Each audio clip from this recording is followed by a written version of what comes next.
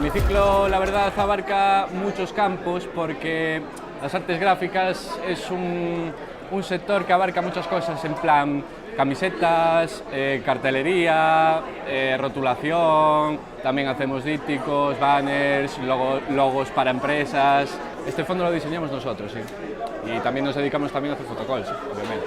Bueno, nuestro proyecto se basa un poco en hacer colaboraciones con empresas o con autónomos o con gente particular para llevar a cabo pues, sus productos gráficos dentro del instituto.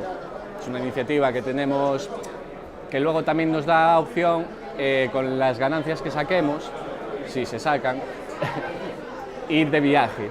Ir de viaje, mira, por ejemplo, el año pasado fuimos a Alemania, fuimos a una convención de artes gráficas mundial, entonces todo eso fue con el curro que fuimos haciendo durante todo.